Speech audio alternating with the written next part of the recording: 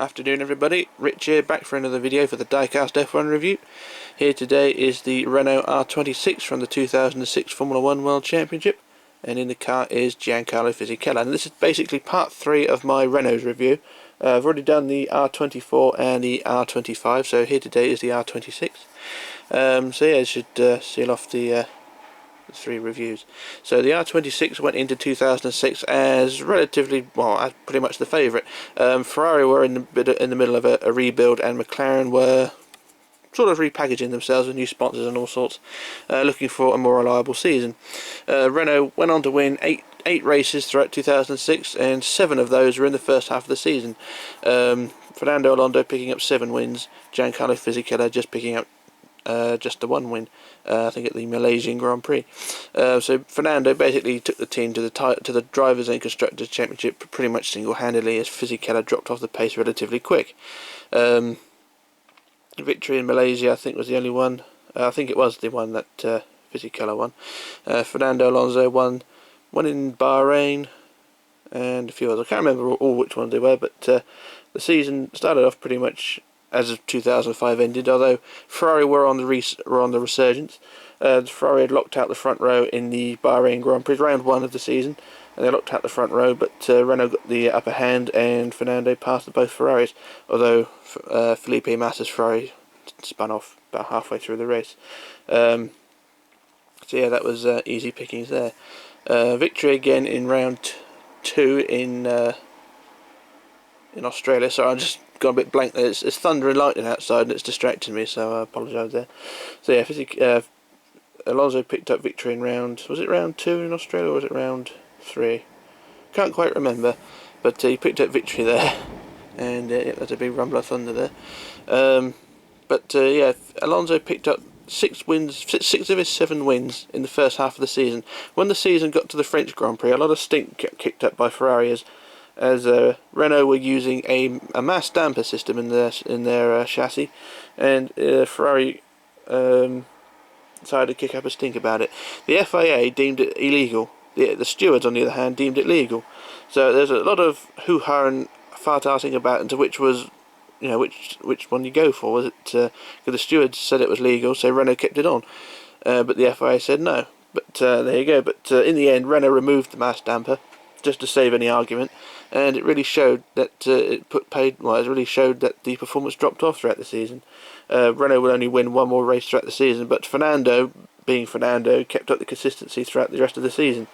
He did win in Japan, although Ferrari's Michael Schumacher did retire with a blown engine. But yeah, he kept up the pressure, and it should have been another easy victory at the Hungarian Grand Prix as well, but a loose wheel nut after a pit stop cost him the race there. So yeah, it was gearing up to be a Renault dominant season, but the mass damper issue put pay to that and made it quite an entertaining season, with the single-handed Fernando Alonso, basically the one Renault driver, taking the fight to Ferrari. Ferrari, on the other hand, had Michael Schumacher. They also had Felipe Massa, who started the season pretty amateurish. He was very erratic, but towards the end of the season he was a race winner and a consistent finisher, so hats off to him. He managed to put pay to all his critics, but that's another day and another review. But yeah, the Renault team did struggle after that mass damper issue, and I think it struggled really throughout 2007 as well, as the Renault chassis was not up to scratch. Also, they're using Bridgestone tyres as well, which was another thing there, the control tyres, if you like.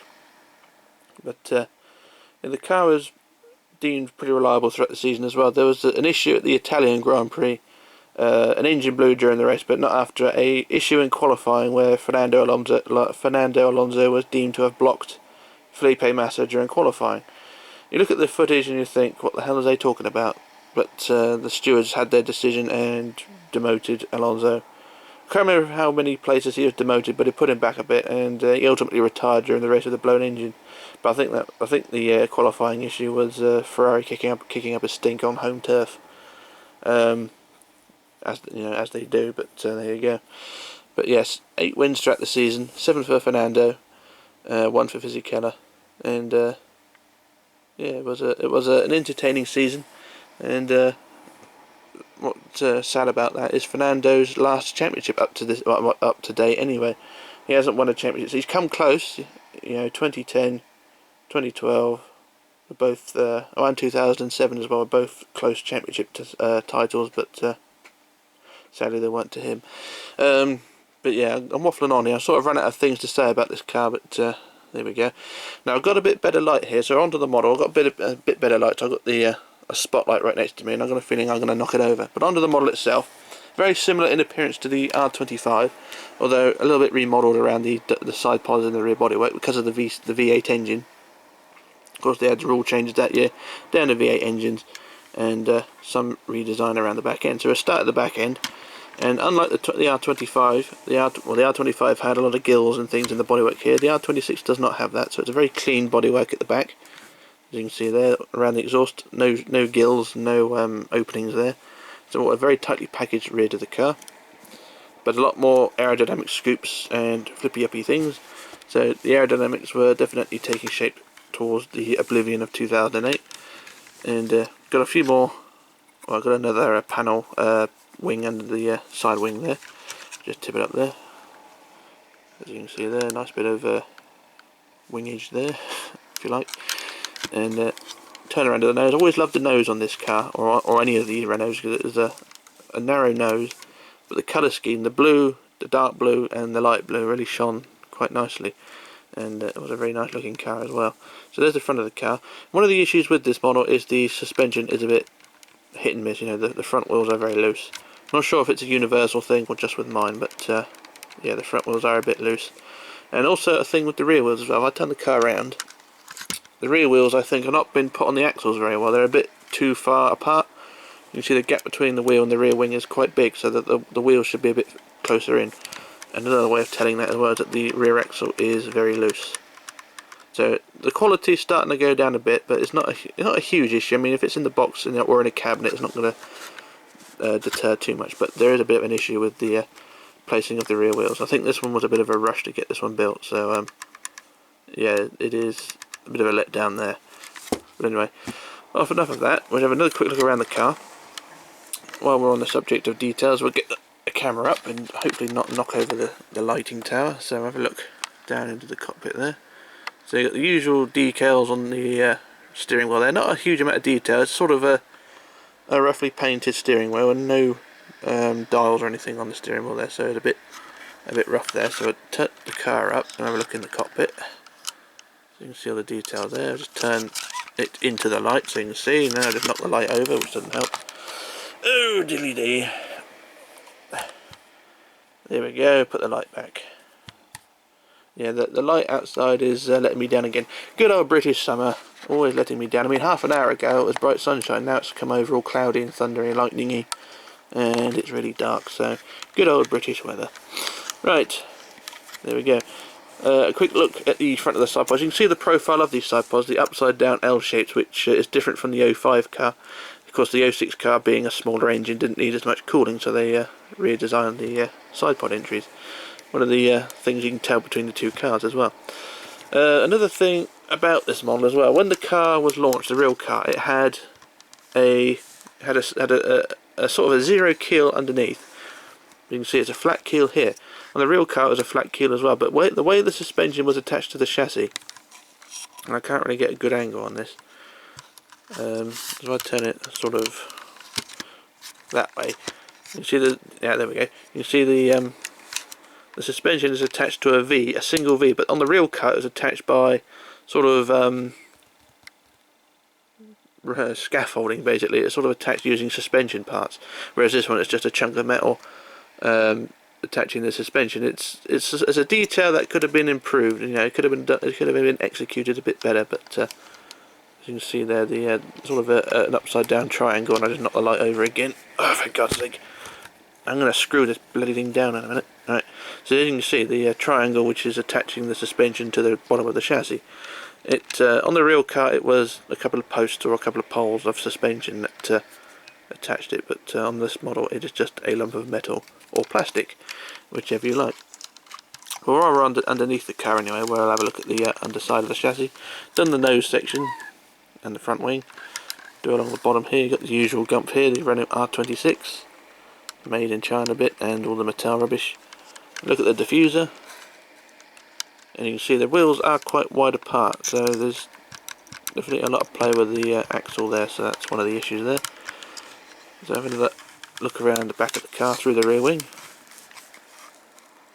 There you go, got all the details there. The exhaust pipes are quite nicely pronounced on the top of the bodywork. They're actually detailed, although only painted exhaust. They're not really moulded plastic or anything. They're sort of moulded into the die cast and then painted detail. So it's sort of 50-50 how you want to look at it. It's quite well detailed. If I get the camera and zoom in a bit, you can sort of see what I mean.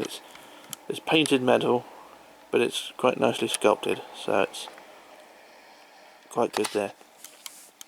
And if we turn around and have a look at the front wing as well, the front wing has got extra elements on it as well. Started with the front wing starting to have bridge pillars across the front wings, which is something you see quite often at the time. So there you go, got the front wing design there. And also the these pieces here. Right, that's pretty much it I can say about this car, but be aware though, this car was later repainted into the 2007 car. If I can just zoom out a minute and push this one over to there. This car was repainted and repackaged as a 2007 show car, and here we are here with the same car, same chassis, different colour scheme. It's in the ING colours, Bridgestone tyres as well, and this is, I don't think it was publicly released. I think this was offered to either employees of Renault, employees of ING, the sponsor, or employees of Michelin. I'm not sure which one's got the model, but this wasn't publicly available. They are now, they're on eBay quite often, but they weren't at the time. They were sort of a promotional thing for employees somewhere. But it's exactly the same chassis, exactly the same car, there's exactly the same problems with the rear axle, as you can see there. The only real difference, from what you can tell, is the colour scheme and the Bridgestone tyres. But it's not a bad model, though. You know, it's the same as that, the proper R26. And it's a good substitute as well, because the R27 is a much rarer car. So, and I think this one's actually got broken suspension. I'm not sure. Let's have a look at that. Oh yeah, the suspension is broken. Didn't realise that. Oh well. So this is a quality control issue. So the suspension there is either broken or it's, yeah, the whole wishbone snapped. So I'm not sure if that was me or the previous owner. I don't know, but there we go. Something I really ought to look into. But this is when you can pick this one up quite easily. It's usually being advertised as the R27, but it says on the box or the base inside as the 2007 show car. So it's up to you if you want to buy this one. I didn't actually buy this one; I was given this one, so I'm quite happy with it. I think the only difference between the colour scheme difference between this one and the proper R27 is the orange on this model is slightly lighter. I think on the real R27 the orange was a bit more either brighter or darker. It's a bit more brighter as well. But also this model doesn't come with the driver as well, whereas the real R27 did. So the driver's cockpit is empty, no seat in there, but there are seat belts painted on the bottom of the tub there. So just a big gaping chasm where the driver should be. As you can see there's no detailing in there at all.